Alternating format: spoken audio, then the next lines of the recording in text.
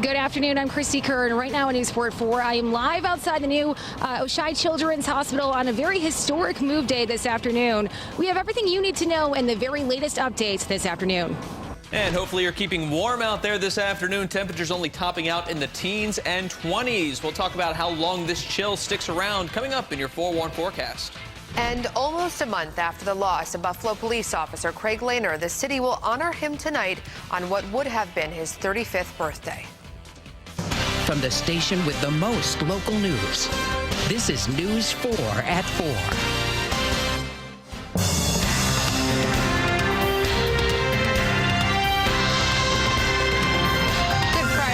Thank you so much for joining us on your Friday. I'm Nalina Shapiro. As you just saw, Christy is out at the new hospital, the new Children's Hospital. It is, of course, moving day here in Buffalo. The patients from Women and Children's are saying goodbye to the old facility and hello to the Oishei Children's Hospital.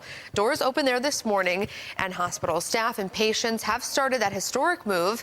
We've been out there all day covering every step of this complicated transfer process. That's where we find News 4's Christy Kern. She joins us live there now, has the latest and the status of the move. Good afternoon, Christy. Hi, Nalina. Good afternoon. And you're absolutely right. Historic is the best word to use in this case. This is a very historic move. Now, we just got some brand new information from officials just about a half hour ago or so. And they say that this move is ahead of schedule right now, and they expect to have all of these patients here at the new hospital by sometime tonight. And we also learned just about a half hour ago that the first baby has been born at the new hospital, and that happened just after noon today. And we're told that is a baby boy. And also, doctors also performed their first surgery here, and that was on a child, and we're told that that was not expected. Still, we're told both of those situations went well. Now, this is a massive project to move patients, especially when you consider the very cold weather that we've had so far today. And here's what officials had to say about how things are going so far in an update just a little while ago. I think it's happening the way it's supposed to. You know, it's Buffalo. We had to have something to do with the weather. That's what I was expecting. You know, the patients are telling us when they're ready. And like I said, we've had that one adjustment. We took a pause because we realized our team needed a little bit more than the 30-minute break we'd given them to eat just because of the work that they're doing. And other than that, you know, this is why we practice so many times. We learned a lot in those 12 practice runs. Now, we know about 2/3 of patients have been moved to the new hospital so far. The first patient moved at 7 o'clock this morning, and that is when the emergency department officially shut down at Women and Children's Hospital. Now, all emergencies are now being handled on the medical campus. Now, we just got that update from officials, and we were told about 125 patients are being moved today. The sickest were moved first, and others were moved accordingly after that. Right now, they're moving the last of the pediatric and the neonatal units. And we also know that the last baby was born at Children's Hospital just before noon today, and the baby and the mother have been moved here to Oishei Children's Hospital since that happened earlier this afternoon. Now, of course, this move is a lot of work, and there's a lot of vehicles involved in making this happen. Emergency vehicles had to take a very specific routes when they're taking these patients over. So go ahead and take a look. We have a map showing you where exactly they're driving. They're starting at the main entrance of Women and Children's on Bryant Street. They go east, then turn right onto Delaware Avenue. Then they're turning left onto North Street, right onto Ellicott's, and then turning into the main entrance at Oishei. We know 15 ambulances are taking patients back and forth. Now, this is a little bit more than a mile or so total. That's according to Google Maps. But of course, it could take a little bit longer than the 5 minutes that Google Maps says it should take because, of course, these emergency vehicles are taking patients, so they could be driving just a little bit slower than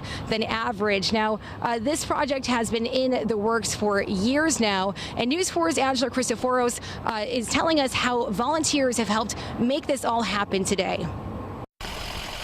By 7 o'clock this morning, an ambulance was loaded up and on its way for the first patient transport to Oishei Children's Hospital. It's going really well. The team's really excited. The move is still far from over. Shelley Romsberg and Mary Schmidt are helping in the kitchen.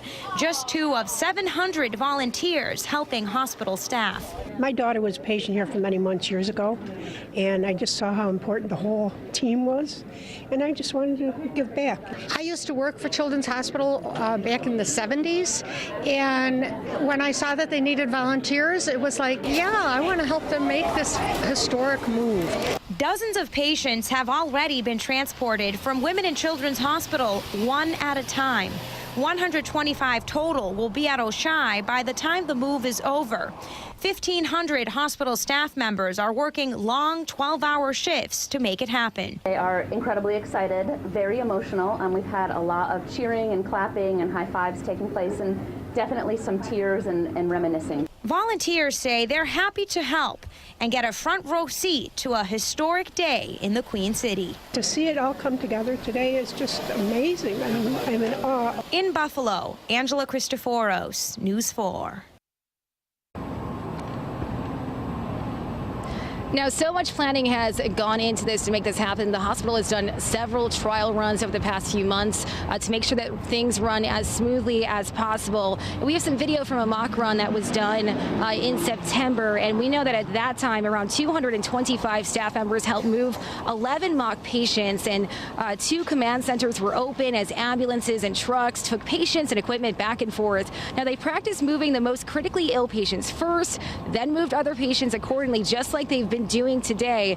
Now, we talked to the hospital's president that day, and she told us how much preparation a move like this takes.